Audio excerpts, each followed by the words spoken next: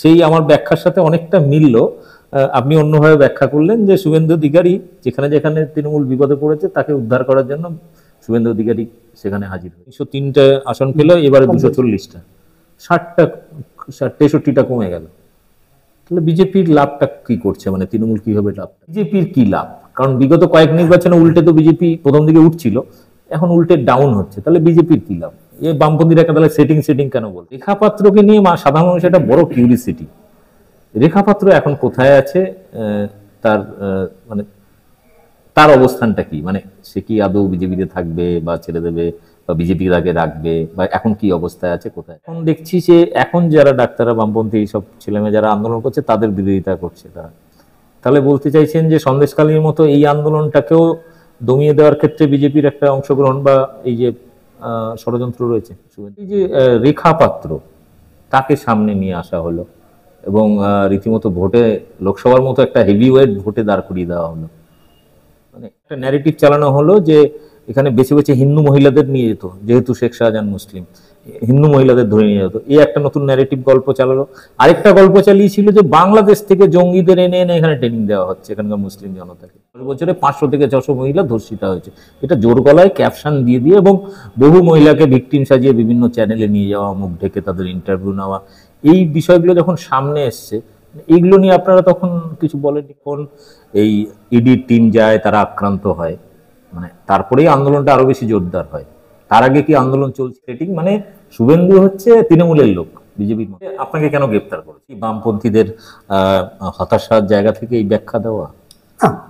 তাহলে কিভাবে ওখানে সংগঠন এত দুর্বল হয়ে গেল, যেখানে আপনি 2011 থেকে 2016 পর্যন্ত ওখানে এমপি এমএলএ? বন্ধুরা, এই মুহূর্তে আমরা আছি শ্রমিক সংগঠন, কৃষক সংগঠনের একটা অফিস, এআইকেএস এর, এবং আমার পাশে যেনাকে দেখছেন খুব পরিচিত মুখ। সন্দেশখালী যখন ওই ঝামেলা চলে সেই সময় গ্রেপ্তারও হয়েছিলেন, 17 দিন সম্ভবত জেলও কেটেছেন, এবং সন্দেশখালী নিয়ে বহু প্রশ্নের উত্তর এখনো পর্যন্ত সাধারণ মানুষ জানেন না, এবং প্রত্যেকটা রাজনৈতিক দল তার মতো করে ব্যাখ্যা করেন বিষয়গুলোকে।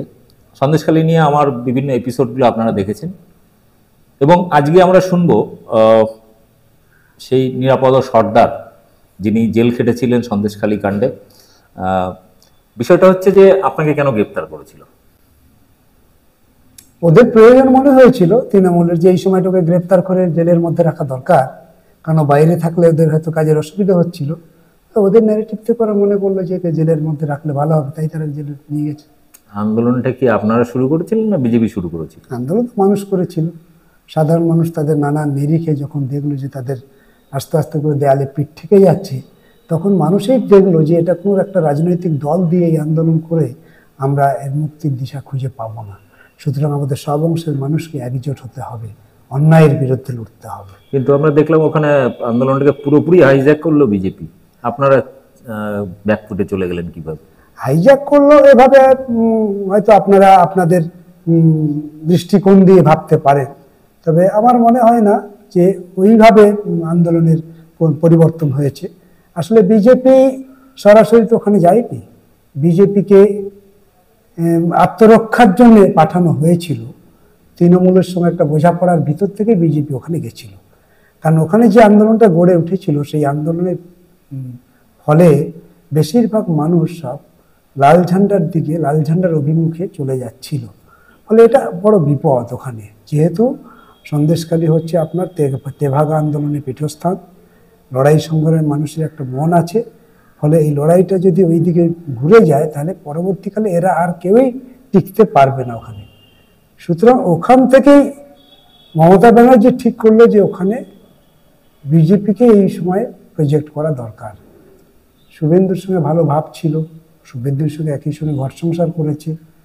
শুভেন্দু ওখানে দায়িত্ব ছিল পঞ্চায়েত নির্বাচনের, ওর মাথা দিয়ে এসেছিল যে যারা জিতবে, যারা মানে পঞ্চায়েতে বিরোধী শূন্য করতে পারবে তাদেরকে 5 কোটি করে টাকা দেবে। ফলে অনেক পঞ্চায়েত বিরোধী শূন্য হয়েছিল। এই সমস্ত পরিকল্পনা কিন্তু শুভেন্দুর মাথা দিয়ে এসেছিল। মমতা ব্যানার্জি ওটাকে ক্যাচ করলো, শুভেন্দুকে ওখানে পাঠাতে পারলে আপাতত শুভেন্দু সামলে দিক, যাতে বামপন্থীরা না সামনে আসতে পারে। বিজেপি এসে গেলে ঠিক আছে, এসে যাবে, পরবর্তীকালে আমি জায়গা করে নেব তার সঙ্গে বোঝাপড়ার ভিতর দিয়ে। শুভেন্দু ঢুকে গেল, না, এটা কি বামপন্থীদের হতাশার জায়গা থেকে এই ব্যাখ্যা দেওয়া? না, তাহলে কিভাবে ওখানে সংগঠন এত দুর্বল হয়ে গেল, যেখানে আপনি 2011 থেকে 2016 পর্যন্ত ওখানে এমএলএ ছিলেন? বামপন্থীদের সংগঠনটা দুর্বল 2011 থেকে নয়।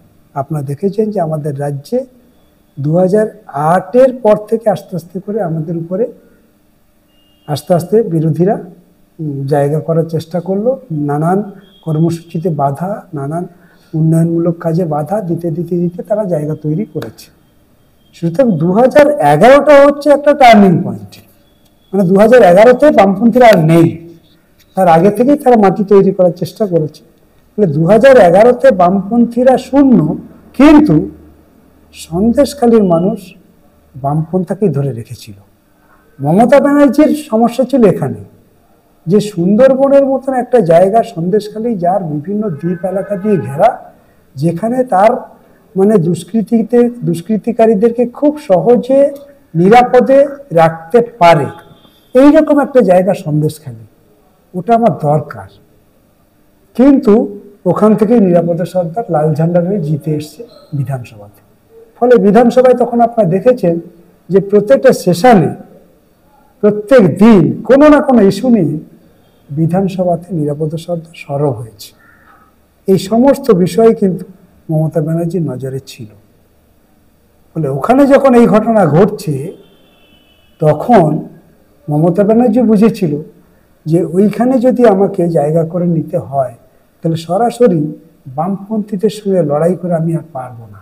যেহেতু এই মুহূর্তে আমার বিরুদ্ধে নিরাপদা সর্দাররা বিধানসভা থেকে শুরু করে একবার গ্রাম পর্যন্ত আমার বিরুদ্ধে যে ইস্যুগুলি উপস্থিত করেছে, জমি থেকে কাজের বকেয়া টাকা থেকে শুরু করে, মানুষের উপরে নির্যাতন থেকে শুরু করে, লুট সন্ত্রাস থেকে শুরু করে, সবগুলো আমার বিপক্ষে চলে গেছে।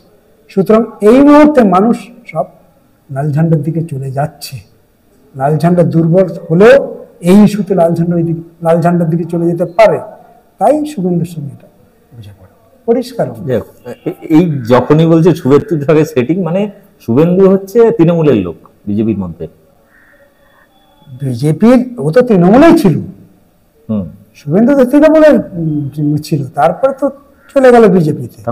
তৃণমূলের সঙ্গে তো পঞ্চায়েতে নির্বাচন করেছে, ঘর সংসার করেছে, সব তৃণমূলের লোক তো, তারপরে তো গেল বিজেপিতে। এখন তাহলে শুভেন্দু যে ভালো জানে, ভালো বোঝে ওই জায়গাটা, তাহলে ওকে পাঠালে কিছুটা হলে অন্তত আন্দোলন তো থামাতে পারবে শুভেন্দু, এবং পেরেছে। আপনারা দেখুন, শুভেন্দু কিন্তু আন্দোলন থামিয়ে দিল।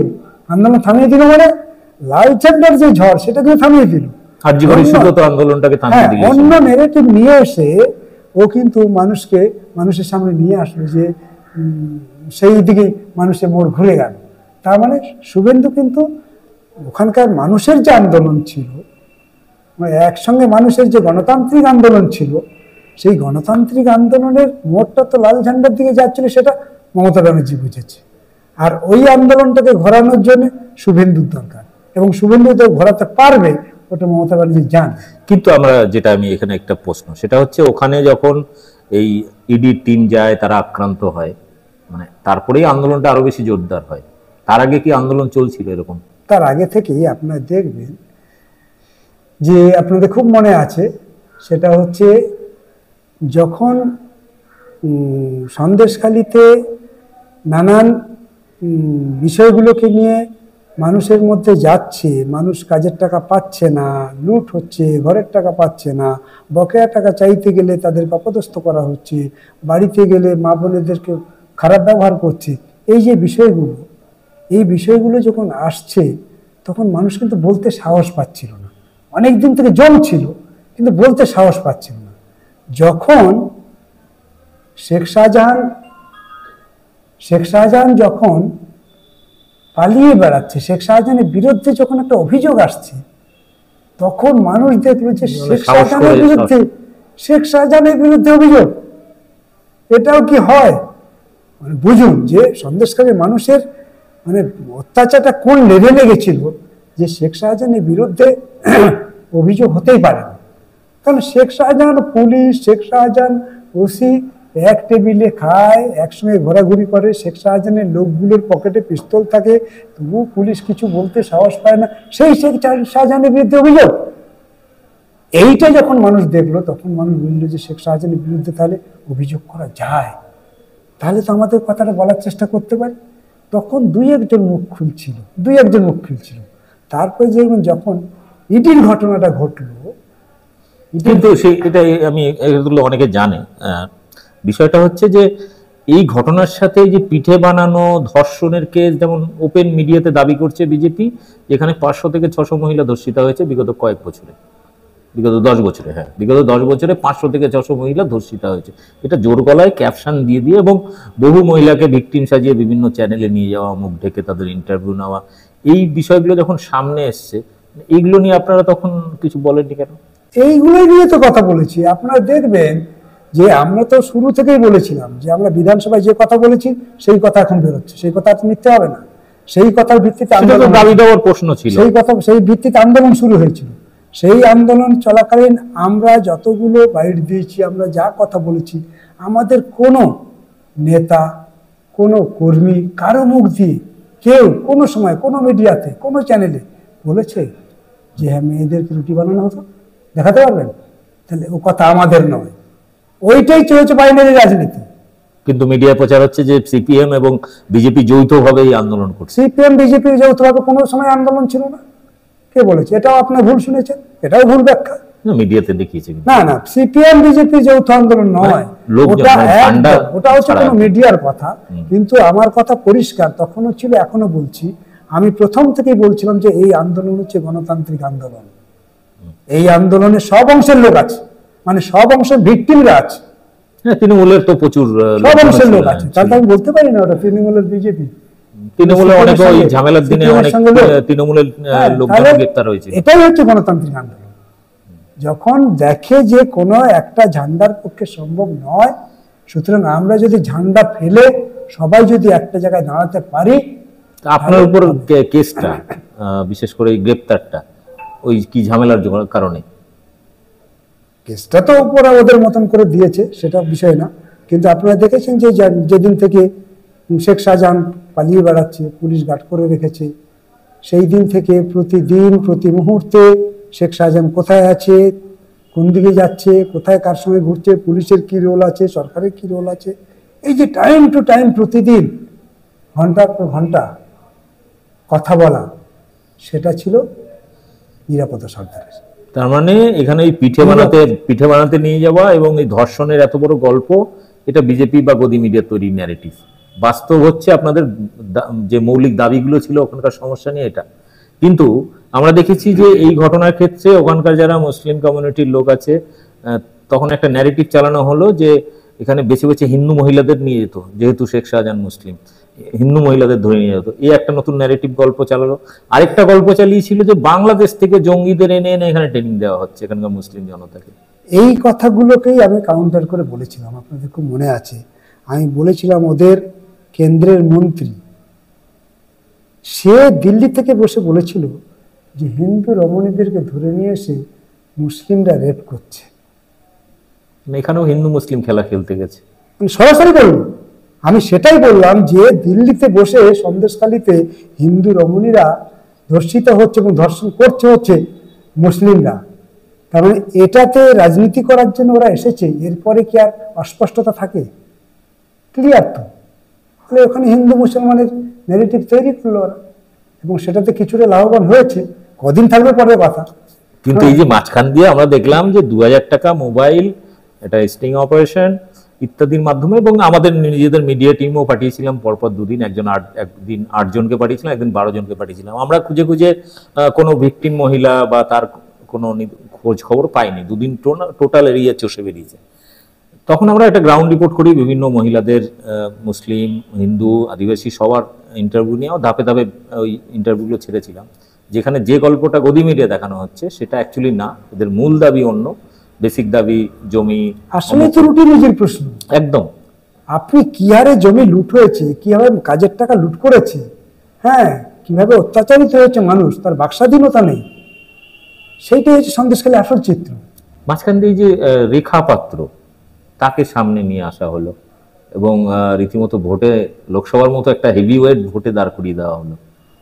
মানে যেখানে হিন্দু মুসলমানের খেলা, হয় ভারতবর্ষে, সেখানে সন্দেশখালিতে এই সুযোগটা পেয়েছে, সেই সুযোগটা বিজেপি হাতছাড়া করবে? করবে না, করবে না। কারণ হিন্দু মুসলমান ওদের মূল প্রশ্ন। ফলে রেখাপাত্র গ্রামের একটা মেয়ে, রেখাপাত্র ওই আন্দোলনে মুখ ছিল তা নয়, ওই আন্দোলনের একজন এবং অতি গরিব পরিবার থেকে। আমি যদি ওকে প্রজেক্ট করতে পারি, তাহলে আমার মনোবাদ যাই থাক না কেন, আমার ওটাতেই মানুষের কাছে গ্রহণযোগ্যতা পাবে। আমি কি করব না করবো সেটা আমার মনোবাদে আছে, আমি তাকে জিততে হবে, আমাকে তাকে জিততে হবে, তারপর তাই মনোবাদটা প্রয়োগ করতে পারবো। এখন আমি যদি মানে সংবিধান পরিবর্তন করার স্বপ্ন দেখি, সেখানে যদি 400 না পাই, তাতে লাভ নেই আমার। তাহলে তাতে যদি রেখাপাত্রকে প্রজেক্ট করতে পারি, করতে হবে। তাই করেছে ওরা রেখাপাত্রকে। এবার শেষ পর্যন্ত আমরা দেখলাম লোকসভা ভোটে ধাক্কা খাওয়ার পরে বিজেপি কিছুটা কোণঠাসা এবং ব্যাকফুটে চলে গেল এবং এখন খুব একটা সন্দেশখালী নিয়ে কথা বলে না। আমরা সেম জিনিস দেখলাম যে আরজি করের ঘটনা নিয়ে, একটা মর্মান্তিক ঘটনাকে কেন্দ্র করে বিজেপি রাস্তা ঘাট উত্তাল করে দিল এবং নবান্ন পর্যন্ত অভিযানের ডাক দিল। কিন্তু এখন দেখছি যে এখন যারা ডাক্তাররা, বামপন্থী এইসব ছেলেমেয়ে যারা আন্দোলন করছে, তাদের বিরোধিতা করছে তারা। তাহলে বলতে চাইছেন যে সন্দেশখালীর মতো এই আন্দোলনটাকেও দমিয়ে দেওয়ার ক্ষেত্রে বিজেপির একটা অংশগ্রহণ বা এই যে ষড়যন্ত্র রয়েছে শুভেন্দুর? এই আন্দোলনে তো ওরা ঢোকার চেষ্টা করেই ছিল, কিন্তু ওরা তো বুঝেছিল যে এই আন্দোলনটা শুরু হয়েছে, শুরুতেই বাম মনস্ক ছেলেমেয়েরা ওর সঙ্গে যুক্ত ছিল। ফলে ওই ছেলেমেয়েগুলো যদি গাড়িটা না আটকাতে পারতো, আমাদের বাচ্চা বাচ্চা ছেলেমেয়েরা গিয়ে যদি আরজি করে ওখানে গাড়ি আটকাতে না পারতো, তাহলে তো আজকে এত কিছু মানুষের সামনে আসতো কিনা প্রশ্ন চিহ্ন। তাহলে সামনের সারিতে থেকে তার একটা মুভমেন্ট তৈরি করলো, সেই মুভমেন্ট থেকেই মানুষ, সাধারণ মানুষ ঢল নামলো। বিজেপি কি করে থেমে থাকবে? বিজেপি কি করে থেমে থাকবে ওখানে? যে সাধারণ মানুষের ঢল নামছে, এইখানে গিয়ে যদি আমি আবার চালটা চালতে পারি, আমি যদি একেবারে নবান্নে চলে যেতে পারি, ও ভেবেছিল যে আমি যা বলবো সব মানুষও তাই শুনবে। হ্যাঁ, অতটা বুঝে উঠতে পারিনি এর পিছনে অলিতে গলিতে নানানভাবে, হ্যাঁ, বামপন্থা বাম মনস্ক চিন্তা ভাবনা লোকজন না থাকলে কলকাতার মতো মহানগরীতে এইভাবে উজাড় করে মানুষ বেরোতে পারে না, সেটা অতটা ভেবে উঠতে পারেনি। ও ভেবেছিল মানুষের আবেগে চলে এসছে, আবেগ আমার দিকে চলে যাবে, নবান্নর ডাক দিলেই চলে যাবে। মানে ওদের কি ভাবনা হচ্ছে যে যেভাবে সিপিএম এর যে ভোটাররা কিছুটা হতাশার জায়গা থেকে বিজেপির দিকে ঢলে পড়েছে, এই আন্দোলনেও তারা চলে যাবে? ভাবনাটা ওদের নানান রকম ভাবে হতে পারে, সেটা ভাবনাটা ওদের। হ্যাঁ, কিন্তু মানুষ তো বিজেপিকেও দেখছে, এখানে তৃণমূলকেও দেখছে না তা তো নয়। সদ্য ভোট হয়েছে, সেই ভোটে বিজেপি কি করতে চাইছিল, হ্যাঁ, কিভাবে নেগেটিভ তৈরি করেছে গোটা রাজ্যে, তারপরেও মানুষ তাদের মতন করে কিছুটা হলে তো আটকে দিয়েছে। তারপরে এই ঘটনা ঘটছে 1 মাসের মধ্যে। সেই ঘটনায় বিজেপি বলবে আর মানুষ হই হই করে তার দিকে চলে যাবে, সেটা আরেকবার টেস্ট করে দেখছিল। তার প্রতিফলনকে আমরা লোকসভায় দেখলাম, 18 থেকে কমে 12। হ্যাঁ, সেই লোকসভায় যেটা ঘটলো, মানুষের ভরসাটা বিজেপির প্রতি উঠেই যাচ্ছে। উঠবে তো, কারণ মানুষ, শুনুন, পশ্চিমবঙ্গ হচ্ছে একটা গণতান্ত্রিক আন্দোলনের পীঠস্থান। পশ্চিমবঙ্গের রাজনীতিতে যাই হোক না কেন, পশ্চিমবঙ্গের সম্প্রীতি, অন্তত লেফটে আসার পরে সম্প্রীতি যে আরো নিগুড় হয়েছে, এ বিষয়ে কেউ অস্বীকার করতে পারে, কিন্তু মনে মনে সে মানতেই হবে তাকে। তাহলে এই যে মানুষের মধ্যে একটা ঐক্যের বাতাবরণ তৈরি হয়েছে, তারপর একটা শ্রেণীর আবেগ আছে এখানে, নানান রকমের মানুষ, শ্রমিক শ্রেণীর মানুষ অবহেলিত, লাঞ্ছিত, স্কুল কলেজ শিক্ষা নানান বিষয়গুলো তো এসেছে।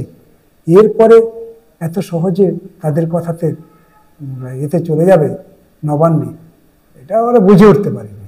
কিন্তু আমরা বুঝেছিলাম যে ওরা যদি এটা করে, তাহলে অন্তত আরেকবার ধাক্কা খাবে। কারণ আমরা দেখেছিলাম ওই নবান্ন অভিযানের দিন আমরা গেছিলাম, ওদের মিছিলেতেই ছিলাম। তো আমি অ্যাকচুয়ালি বিজেপির হিট লিস্টে আছি বলে আমি মাস্ক এবং হেলমেট পরেই মিছিলের ভিতরে ছিলাম, ওখানে লাইভও করেছিলাম। এবং সেখানে দেখলাম 99% সব বয়স্ক লোক, তারা নাকি ছাত্র সমাজ। হয়তো 70 বছর আগে হয়তো স্কুলে গেছে, কিন্তু এখনো তিনি ছাত্র। যে ওটা দেখে আমরা বুঝেছিলাম যে কি হচ্ছে ব্যাপারটা। কিন্তু শেষ প্রশ্ন না, একটা গুরুত্বপূর্ণ প্রশ্ন, সেটা হচ্ছে রেখাপাত্রকে নিয়ে সাধারণ মানুষের একটা বড় কিউরিসিটি। রেখাপাত্র এখন কোথায় আছে, তার অবস্থানটা কি, মানে সে কি আদৌ বিজেপিতে থাকবে বা ছেড়ে দেবে, বা বিজেপির আগে রাখবে, বা এখন কি অবস্থায় আছে, কোথায় আছে? আমরা শুনেছি সন্দেশখালীতে থাকে না। শুনুন, রেখা পাত্র হচ্ছে একেবারে অতি সাধারণ পরিবারের একজন গৃহবধূ। সেই গৃহবধূকে বিজেপি ওইখানকার ঘটনা পরম্পরায় প্রজেক্ট করে তাকে ব্যবহার লোকসভার করে প্রার্থী করল। রেখা পাত্র প্রার্থী না হওয়ার কোনো কারণ না, কারণ বিজেপি যখন বলছে পার্লামেন্টে সে ভোটে দাঁড়াবে, একটা সাধারণ গৃহবধূ সন্দেশখালী থেকে, আমি সাধারণ মানুষের কি বলে চাইছি যখন একটা রাজনৈতিক দল, ভালো তো, তাতে তার অপরাধ কিছু নেই। সে রাজনীতি করেনি কোনোদিন, রাজনীতি করে না, প্রতিদিন তার শ্রমের বিনিময়ে সংসার চালাতে হয়, গরিব মানুষ। তারপর এইরকম একটা যদি অফার দেয়, তাতে রেখাপাত্রের আপত্তি কোথায়? স্বাভাবিকভাবে রেখাপাত্র দাঁড়িয়ে গেল। কিন্তু রেখাপাত্রকে ওরা যে অর্থে ব্যবহার করতে চেয়েছিল, ওখানে ওরা ভেবেছিল যে রেখাপাত্রকে দিয়েই তারা বাজিমাত করবে। সেটা আমরা আগেও বলেছিলাম, সে কিছুটা হলেও সন্দেশখালীতে হতে পারে, কারণ সন্দেশখালীতে যেহেতু লাল ঝান্ডার শক্তিটা অনেক দুর্বল, সেই জন্যে কিছুটা ভোট হয়তো সন্দেশখালীতে পেতে পারে। কিন্তু সার্বিকভাবে আমরা বলছি যে রেখাপাত্রকে দিয়ে বসিরহাট লোকসভাতে কোনোদিন বিজেপি জিততে পারবে না। শুধু রেখাপাত্রকে দিয়ে না, বিজেপি বসিরহাট লোকসভাতে কোনোদিনের জন্য জিততে পারবে না। আর বসিরহাট লোকসভায় যদি বিজেপি জেতে, তাহলে বুঝতে হবে যে বসিরহাটের মানুষের চিন্তা চেতনার কত বেশি অধঃপতন হয়েছে। সেটা অন্তত মনে হয় না, কারণ বসিরহাটের মানুষ অনেক বেশি রাজনৈতিক সচেতন। এবং একসময় তো বামপন্থীদের আতুর ঘর ছিল। হ্যাঁ, বামপন্থীদের আতুর ঘর ছিল, লড়াই সংগ্রামের জায়গা ছিল। আমি সব জায়গা থেকে উঠে এসেই বলছি, যেহেতু মানুষের রাজনৈতিক চিন্তার যে একটা স্রোত আছে, গতিধারা আছে বসিরহাটের মতন জায়গাতে, বিজেপির মতো সাম্প্রদায়িক দলকে ওপার বাংলা এপার বাংলায় যা ইতিহাস তাদের মনে যা গচ্ছিত আছে, অনেক সময় তাদের দাঙ্গায় সামিল হতে হয়েছে তো বসিরহাটের মানুষকে, তারা তো দেখেছে। তাহলে সেই জন্য বসিরহাটের মানুষ এই ভুল অন্তত করবে না, করেনি স্বাভাবিকভাবে, অভিনন্দন ওদেরকে। কিন্তু রেখাপাত্র এখন তার জায়গাতেই আছে। এখন বিজেপি যদি তাকে বিজেপি কোথায় তাকে নিয়ে যাবে, কোন লেভেলে নিয়ে যাবে, পঞ্চায়েত ভোটে হয়তো দাঁড়াতে পারে, তাহলে সেটা পঞ্চায়েত হতে পারে, গ্রামের দিকে হতে পারে। কিন্তু রেখাপাত্রের মানে রাজনৈতিক সেই থাকলে তাহলে বোঝা যেত সে রাজনীতির জন্য লড়ে যাচ্ছে। তা তো সে পারবে না, আর্থিকভাবেও সে পারবে না। অর্থাৎ অনেকটা দয়ার উপরে বেঁচে থাকবে, ওদের উপরে থাকলে। রেখাপাত্র রাজনীতিতে এসে যদি কিছু চিন্তার বিকাশ হয়, যদি মনে করে যে না, আমি দয়ায় বাঁচতে চাই না, আমি অধিকার নিয়ে বাঁচতে চাই, তাহলে সেখান থেকে সরে আসবে, তা নাহলে ওদের সঙ্গে থাকবে। সেটাই। এবার আরেকটা বিষয়, মানে আবার ঘুরে ফিরে একটা, এই আপনারা যে বামপন্থীরা বারবার বলেন যে তৃণমূলের সাথে বিজেপির সেটিং চলে, যেমন বলছে উদাহরণ হিসেবে আমরা আরজিকর ইস্যু বা সন্দেশখালী ইস্যু ধরছি, যে আন্দোলনটাকে শেষ করার জন্য বিজেপি গিয়ে হাজির হয়। আমরা দুর্নীতির কেসে দেখেছি বিভিন্ন জায়গায়, সেখানেও একটা লেভেলে গিয়ে দুর্নীতি প্রমাণ হয় না এবং ছাড়া পেয়ে যাচ্ছে। এই যে এখানে বিজেপির কি লাভ? কারণ বিগত কয়েক নির্বাচনে উল্টে তো বিজেপি প্রথম দিকে উঠছিল, এখন উল্টে ডাউন হচ্ছে, তাহলে বিজেপির কি লাভ? এই বামপন্থীরা একটা তাহলে সেটিং কেন বলে? আপনি দেখুন, বামপন্থীরা সেটিং না, আপনি কতগুলো ঘটনা পরম্পরায় আপনি তাকিয়ে থাকুন। লোকসভা ভোটের আগে পার্লামেন্টে কি হলো? সংবিধান পাল্টানোর কাজ শুরু হলো, এক একটা ধারা তারা পাল্টেছে। আমাদের গোটা দেশে শিল্প নীতি পরিবর্তন করছে, পার্লামেন্টে বিল এনেছে। বিদ্যুতের বিল পার্লামেন্টে এনেছে, কৃষকের বিল পার্লামেন্টে এনেছে। আপনি দেখুন, আপনি বলুন, একটা বিলের বিরুদ্ধে তৃণমূল রুখে দাঁড়িয়ে প্রতিবাদ করেছে পার্লামেন্ট, আপনি দেখান। করেছে ওয়াকআপ বিল, দেখবেন কি করলো? ওয়াকআউট করে বেরিয়ে আসলো। বিদ্যুৎ বিল হচ্ছে, পাস হচ্ছে, ওয়াকআউট করে বেরিয়ে আসছে। কৃষক বিরোধী বিল হচ্ছে, ওয়াকআউট করে চলে আসছে। মানে শ্রম আইন কোড হচ্ছে, ওয়াকআউট করে চলে আসছে। পার্লামেন্টে আদিবাসীদের জমির বিল হলো, ওয়াকআউট করে চলে আসলো। মানে এটা কি? ওখানে ওরা ছাড়া তোকে বিরোধী নেই। তাহলে ওখান থেকে বেরিয়ে এসে বিলটা যাতে সহজে পাস হয়ে যায়, কেউ যাতে প্রতিবাদ না করে, তার একটা পরিকল্পনা নয় কি? এইটা যেমন ঠিক তেমনিভাবে আপনি দেখবেন যে এখানে আপনি বলছেন যে বিজেপির কি লাভ? বিজেপিরই তো লাভ। বিজেপি তো বুঝতে পারছে তৃণমূলটা দরকার, মমতাকে তাদের দরকার। মমতার আতুর ঘর তো হচ্ছে বিজেপির ঘর, সেখান থেকে তো সে এসেছে অনেক বুদ্ধি। কংগ্রেস থেকে বেরিয়ে এসছে, বিজেপি জায়গা না দিলেও দলটাও তৈরি করতে পারতো না। ফলে বিজেপি সঙ্গে আলাদা লিঙ্ক তার থাকবেই। আপনি দেখবেন যে এই রাজ্যে তৃণমূলকে ওদের দরকার, বিজেপির দরকার। বাংলায় বিজেপির লাভ কোথায় হচ্ছে? উল্টে তো লস হচ্ছে। বিজেপির দরকার তৃণমূলকে, এখানে বিজেপির দরকার তৃণমূলকে।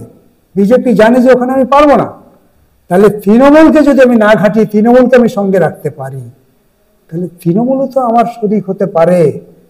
আমার বিলগুলো, আমার দাবিগুলো তো তৃণমূলও গ্রহণ করবে। ও মাঝে মাঝে আমার হয়ে লড়বে, আমার হয়ে মাঠে নামবেও, নামুক, তাতে কিছু নেই। কিন্তু একসঙ্গে চলার পথে আমার ওর খুব দরকার। ওর সঙ্গে দরকার না হলে আপনি দেখুন না যা যা ঘটনা, 100 দিনের কাজ। আইনে কি আছে? 3 মাসের বেশি আটকে রাখা যায় না। আইনে কি আছে? যারা এই সমস্ত চুরি জারি করবে তাদের শাস্তি দিতে হবে। আমাদের রাজ্যে কি হলো বলুন তো? আমাদের রাজ্যে কি হলো? মানে একটা রাজ্য সরকার চলছে, সেই রাজ্য সরকারের লোকজন সেই চুরির সঙ্গে যুক্ত হয়ে যাচ্ছে। গরিবদের টাকা, হকের টাকা, পেটের টাকা, সেই টাকা লুট হয়ে গেল, তার কোনো শাস্তি হলো না, ব্যবস্থা হলো না। আর মমতা ব্যানার্জি এই কাজ করলো, আর মোদি অনির্দিষ্টকালের জন্য টাকা দেওয়া বন্ধ করে দিল। মমতা ব্যানার্জি কি বলছে? আমি অনেকগুলো চিঠি দিয়েছি, কিন্তু আমাদের কাজের জন্য টাকা দিচ্ছে না। এই রাজ্যে গরিবরা কি করলো? যে চুরি করলো তার শাস্তি হবে না? গরিবের কাজটা তুমি কেড়ে নিচ্ছ, পারো না তো, এটা আইন বিরোধী কাজ। তাহলে দেখুন, একই সঙ্গে রাজ্য সরকার আইন বিরোধী কাজ করে, বিজেপিও আইন বিরোধী কাজ করছে। অনেক কাজে তাদের একই রকম টেন্ডেন্সি। এই যা করে ওটা তো শাসকের থাকে একটা স্বভাব। এইরকম একটা জায়গায় আমি ওই জায়গাটা যাচ্ছি না। আমি বেসিক্যালি চাইছি যে পশ্চিমবাংলায় বিজেপির কি লাভ হচ্ছে, তৃণমূলের থেকে লাভটা কি পাচ্ছে বিজেপি? উল্টে তো লসের দিকে রান করছে। এখানে তৃণমূল থাকে, এবং সেন্ট্রাল গভর্নমেন্টের ক্ষেত্রে আমরা দেখলাম গতবারের থেকেও প্রায়, গতবার 303টা আসন পেল, এবারে 240টা, 60টা 63টা কমে গেল। তাহলে বিজেপির লাভটা কি করছে? মানে তৃণমূল কিভাবে লাভটা করছে? বিজেপি তৃণমূল যদি একটা দুটো বিল পাসের কথা আমি বলছি, আমাদের রাজ্যে তৃণমূল যদি না থাকে বিজেপি কি দাঁড়াতে পারবে? আপনার কি মনে হয়? না, আমি তো উল্টো প্রশ্ন করছি। বিজেপি দাঁড়াতেই পারবে না। বামেরা উঠলে বিজেপি ভ্যানিশ না, বামেরা আসলে তো বিজেপি থাকবেই না। সেটাই বলছি। হ্যাঁ, আমি সেটাই বলছি। তৃণমূল না থাকলে বিজেপি দাঁড়াতে পারবে এখানে? তৃণমূল আছে বলে বিজেপি প্রার্থী দিতে পারে, তৃণমূল আছে বলে বিজেপি তৃণমূলের সঙ্গে গট করে চলতে পারে, কোনো কোনো জায়গাতে ভোটেও অ্যাডজাস্টমেন্ট করার চেষ্টা করে। তাহলে তৃণমূলটা আছে বলে ওদের অন্তত পশ্চিমবঙ্গে মাটি রাখার একটা ঠাঁই হচ্ছে, এটাই ওদের লাভ। আজকের RSS এর স্কুল হয়েছে অসংখ্য। লাল ঝান্ডা যখন ছিল তখন RSS জায়গা করতে পারছিল এখানে। তাহলে RSS কে রোধ করার জন্য বামপন্থীদের একটা লক্ষ্য ছিল যাতে এটা না করতে পারে। আর তৃণমূল আসার পরে তো ওদের ভোটে দাঁড়ানোর থেকে শুরু করে সব ব্যবস্থা করে দিয়েছে, তাহলে ওরা কেন এ করবে? সেই জন্যই তো বিজেপি। এবার আমি শেষ প্রশ্ন করব। শেষ প্রশ্ন, আমার সেই পুরনো প্রশ্ন, যে প্রশ্নটা নিয়ে রীতিমতো মানে মোহাম্মদ সেলিম পর্যন্ত মানে আমাকে মানে লাস্টে উত্তর দেয়নি। সেটা হচ্ছে যে বামেদের এই এতটা মানে 2016 অবধি যেটুকু যাও টিকে ছিল, 16-র পর থেকে এতটা মানে নিম্নগামী বা বলে যে শূন্যে, যেটা বলে আর কি, শূন্যে পৌঁছে গেছে, এরপরে নাকি মহাশূন্যে যাবে। এরকম একটা সাম্প্রদায়িক সরকার যখন কেন্দ্রে রয়েছে, যার বিরুদ্ধে ভারতবর্ষের বামপন্থীরাই হচ্ছে মূল লড়াইয়ের নেতৃত্ব দিচ্ছে সব জায়গাতেই কম বেশি, তাহলে আমি বাংলার ক্ষেত্রে বা ওভারঅল ভারতের ক্ষেত্রে বামপন্থীদের এই অধঃপতনের কারণটা কি? এবং পশ্চিমবাংলাতে আমরা দেখেছি যে 16-র পর থেকে ধীরে ধীরে বামপন্থী ভোটার পুরোটাই কিন্তু ট্রান্সফার হয়ে গেছে বিজেপির দিকে, এটার কারণটা? আপনারা দেখুন যে বামপন্থীরা হচ্ছে শ্রমজীবী অংশের মানুষের একটা অংশ। বামপন্থীরা বড় লোকদের জন্য নয়, শ্রমিক শ্রেণীকে নেতৃত্ব দেওয়ার জন্য বামপন্থীরা। শ্রমিক শ্রেণীর নেতৃত্বে সমাজটা পাল্টাবে, আর সমাজে যারা শোষক যারা বসে আছে তারা সবাই আঙুল চুষবে, তা তো হয় না। সুতরাং আক্রমণ যতদিন যাবে তত বাড়বে বামপন্থীদের বিরুদ্ধে, সরকারে থাকলেও বাড়বে, না থাকলেও বাড়বে।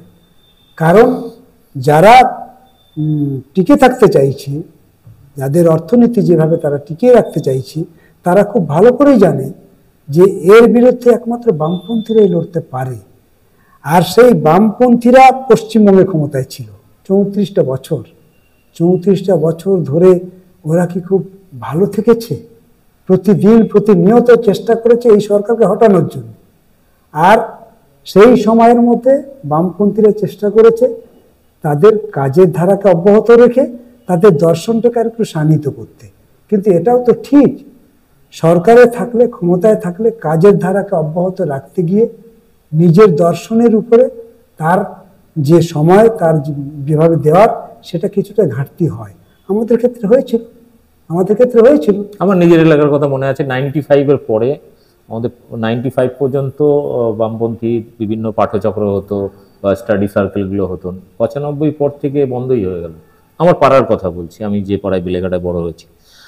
ফলে শেষ দিকটা যে খুব মানে একটা আদর্শগত, মানে কি বলবো, আদর্শের সাথে বিচ্যুত হওয়ার চেষ্টা করেছে নিচু লেভেল উঁচু লেভেলে সব জায়গায়। আদর্শের সঙ্গে বিচ্যুত হওয়ার চেষ্টা নয়, আসলে প্রশাসনে কাজ করতে গিয়ে আদর্শের উপরে যতটা আমাদের মানে মনোনিবেশ করার দরকার ছিল তার কিছুটা হলেও খামতি হয়েছিল। এখন আপনি দেখুন না, স্টাডি সার্কেল বাড়ছে, মানুষের সঙ্গে আবার গভীর নিবিড় যোগসাজশের মধ্য দিয়ে এবার গরিবদের সঙ্গে জুড়ে কাজ করার চেষ্টা হচ্ছে।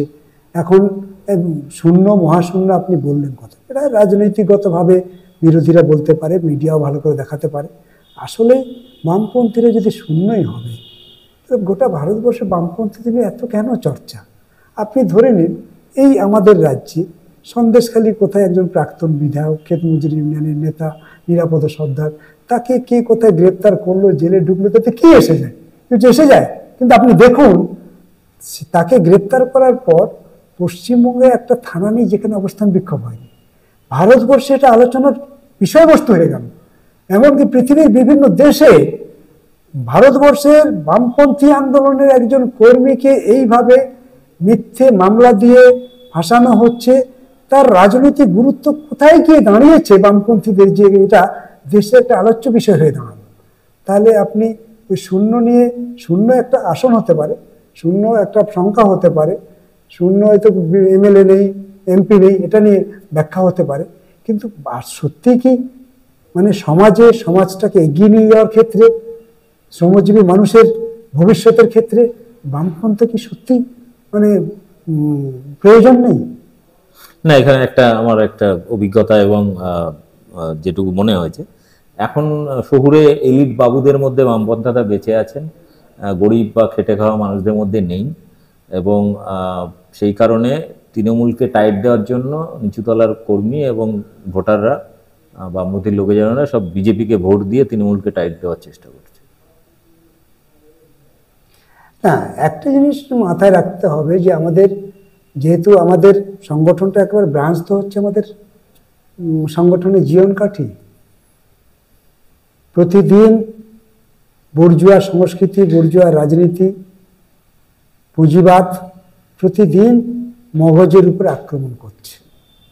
আমাদের নিচের দিকের যে সমস্ত কর্মীরা আছে, সদস্যরা আছে, তারাও তো আক্রান্ত হচ্ছে, এবং তাদের মধ্যে বেশিরভাগ হচ্ছে গরিব, ক্ষেতমজুর, খেটে খাওয়া অংশের মানুষ। তার মানে ওরা আরো বেশি আক্রান্ত হচ্ছে। তাহলে প্রতিদিন এই পুঁজির আক্রমণ, প্রতিদিন এই বুর্জুয়া সংস্কৃতির আক্রমণকে প্রতিহত করে, তার চিন্তাটাকে শানিত করে বিজেপি তৃণমূলের বিরুদ্ধে সবসময় লড়াই করার মতন জায়গায় কি আমরা সব জায়গায় টিকে থাকতে পাচ্ছি না। তারই ফলশ্রুতি কোনো কোনো জায়গাতে দেখতে পান, আপনারা খুঁজে খুঁজে বার করেন। সেটা খারাপ না, ভালোই। সেটা আমাদেরকে শিক্ষা দেয় যে অমুক গ্রামে ওখানে নিচের তলার কর্মীরা এইটা করেছে, আমাদেরও বুঝতে সুবিধা হয়। তার মানে আপনাদের এই চ্যানেলগুলো আছে বলে আমরা চটজলদি বুঝতে পারি, সেখানে গিয়ে আলোচনা, সেখানে গিয়ে বিষয়টা উপস্থাপন করা সুযোগ করে দেন আপনারা। ভালো তো এটা করছেন আপনারা। বিষয়টা হচ্ছে, আমি লাস্ট ঘুরে ফিরে একটাই জায়গা, সন্দেশখালীতে বর্তমান কি অবস্থা? সন্দেশখালী আছে, সন্দেশখালীতে 13টা নদী, 9টা দ্বীপ দিয়ে ঘেরা।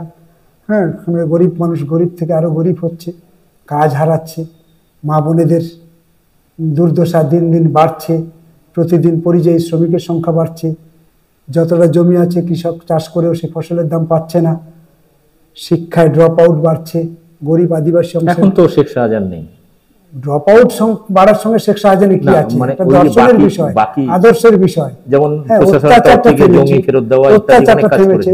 জমি ফেরত পাইনি, ওটা অসত্য কথা বলেছে ওরা। জমি কে ফেরত পাবে? জমি ফেরত পাইনি, তার মানে জমি নিয়েছিল, বুঝুন, জমি নিয়েছিল, জমি ফেরত দেওয়া বলছিল, তার মানে নিরাপত্তা সর্দারা যা বলেছিল সেটা ঠিক। হ্যাঁ, তা মানে এটা তো, এটার হাত থেকে তো কেউ বাঁচছে না। আজকে স্কুল আছে তো মাস্টার নেই, কি হবে? সন্দেশখালীর মতন জায়গাতে, দ্বীপ এলাকাতে স্কুলগুলোতে শিক্ষক নেই, পড়াশোনা কোথায় করবে? ড্রপ আউটের সংখ্যা বেড়ে আমাকে যাচ্ছে। আমার দুজন হ্যাঁ। দর্শক, মহিলা অভাব, দর্শক ফোন দারিদ্র্য করেছিল। মানুষকে অন্য জায়গায় নিয়ে চলে যাচ্ছে।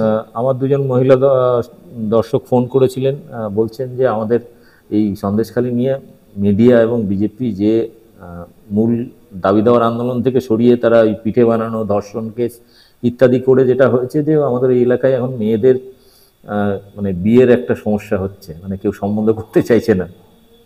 এটা সাধারণ খেটে খাওয়া গরিব অংশের মানুষের মধ্যে এইরকম একটা প্রচার, এরকম একটা বিষয়, এটা সত্যি তার মনের মধ্যে তো একটু পীড়া দেয়, তাই না? আপনি দেখবেন যে শুধু ওই অংশ কেন, আদিবাসী ঘরে আপনি এখনো খুঁজে পাবেন যে না না, আমার মেয়েকে আর স্কুলে পাঠাবো না বাবা, তাড়াতাড়ি বিয়ে দিয়ে দিই। বলে কেন বিয়ে দিয়ে দেবেন? আরে বাবা, দেখছো না স্কুল থেকে ফেরার পথে ধর্ষণ হয়ে যাচ্ছে, আমার এই মেয়েটা ধর্ষিত হয়ে গেলে গরিব আদিবাসী, খাওয়া হয় না, মাথা উঁচু করে তবুও তো বেঁচে আছি, কিন্তু এই অবস্থা হলে কে নেবে? বাচ্চা করতে পারবো না। একটা ইউনিক কাজ করে তো মানুষের মধ্যে। বলে সন্দেশখালীতে এই জিনিস হয়েছে, একটা মানুষের মধ্যে এই জিনিস ঘোরাফেরা করছে। কিন্তু আপনাদের কাছে আমার অনুরোধ, আপনারা এই ছবিগুলো এবার দেখান যে সন্দেশখালীর মানুষ কি অবস্থার মধ্যে আছে, স্কুলগুলোর কি চেহারা। সত্যি কি এরা পড়াশোনা থেকে বঞ্চিত হয়ে যাবে? এদের কাছে এদের পুষ্টি এরা পাবে না। সেই আবার সেই কম ওজনের সন্তান সন্দেশখালীতে, আবার হলুদ সন্তান, আবার সেই আত্মহত্যার পথে চলে যাবে। কোথায় যাচ্ছে? প্রতিদিন আবার সেই ধামাখালিতে গেলেই দেখতে পাবেন সব পরিযায়ী শ্রমিক হয়ে বাইরে চলে যাচ্ছে, আবার মেয়েরা ভিন রাজ্যে চলে যাচ্ছে কাজ করতে। কোথায় দাঁড়াচ্ছি? এত বছর পরে, এত লড়াই সংগ্রামের পরে সন্দেশখালীর মানুষ যদি সন্দেশখালীতে কাজ না পায়, তাদের ঘরের ছেলেমেয়েরা যদি স্কুলে যেতে না পারে, তাহলে তো শুধু ভোটের রাজনীতিতে জিতে ক্ষমতায় আসলাম, আর আরও ভোট আসবে, আরও ভোট চাইব, সে কিছুদিন যেতে যায় এই সমস্ত করে, জোর জুলুম করে, তবে এটা স্থায়ী হতে পারে না। সেই জন্য সন্দেশখালীর মানুষ হচ্ছে বড় বিপদ। তো একটা জিনিস আমি এর আগে, আমার বছর দুয়েক আগে আমি একটা ভিডিওতে বলেছিলাম, যার সাথে কিছুটা মিল আছে, সেটা হচ্ছে শুভেন্দু অধিকারী বিজেপিতে যোগ দেওয়ার পরে তৃণমূলের লাভ হবে এবং বিজেপি পার্টিটার ইমেজ আরো নষ্ট হতে শুরু করবে। মানে সেই আমার ব্যাখ্যার সাথে অনেকটা মিলল। আপনি অন্যভাবে ব্যাখ্যা করলেন যে শুভেন্দু অধিকারী যেখানে যেখানে তৃণমূল বিপদে পড়েছে তাকে উদ্ধার করার জন্য শুভেন্দু অধিকারী সেখানে হাজির হয়েছে। এরা তো সবাই বিপদে পড়বে। শুভেন্দু অধিকারী মনে করেছিল এখান থেকে বেরিয়ে ওখানে গেলে বিপদমুক্ত হব। হ্যাঁ, কিছুটা বিপদমুক্ত হয়েছে, ধরেনি তো, ওকে ঢোকায়নি তো জেলে, কিছুটা বিপদমুক্ত আছে। কিন্তু এরা সবাই বিপদের মধ্যে আছে। মমতা ব্যানার্জি বিপদের মধ্যে আছে, শুভেন্দুবাবু বিপদের মধ্যে আছে, কেউ বিপদের বাইরে নেই। সুতরাং ক্ষমতায় যতদিন আছে থাকবে, কিন্তু ক্ষমতায় স্থায়ী হতে পারে না। মানুষের কাছে জবাব দিতে হবে, মানুষ কিন্তু বিচার চাইবে, কোর্ট বিচার দেবে না। কারণ আমরা জানি কোর্ট বিচার ততক্ষণ যতক্ষণ শাসকের স্বার্থ রক্ষা হয়, ততক্ষণ কোর্টে বিচার হয়। শাসকের বাইরে যখন চলে যায় তখন গরিবরা বিচার পায় না। আজকে শ্রমজীবী মানুষের অন্যায়, অবিচার, অত্যাচার, জমি লুট, বিচার চাইবে না এরা। মানুষের কাছে বিচার তো দিতেই হবে। শুভেন্দুকেও বিচার দিতে হবে, মমতা ব্যানার্জিকেও বিচার দিতে হবে। আজকের মতো রাখছি, আরো অনেক প্রশ্ন ছিল, পরে একদিন আবার আলোচনা হবে। কারণ বামপন্থীদের পশ্চিমবাংলায় শূন্যে পৌঁছে যাওয়া নিয়ে আমার অনেক প্রশ্ন আছে, কারণ যেহেতু আমি নিজে বামপন্থী পরিবারের ছেলে। তো বিষয় হচ্ছে সেটা নিয়ে অনেক আলোচনা অনেক লম্বা হয়ে যাবে। যাই হোক, আজকের মতো এতটাই রাখছি। আপনাকে অসংখ্য ধন্যবাদ সময় দেওয়ার জন্য। আর ভিডিওটি সম্পর্কে আপনার মতামত কমেন্ট বক্সে দেবেন এবং আমার চ্যানেল বং নিউজ লাইভ অবশ্যই সাবস্ক্রাইব করবেন।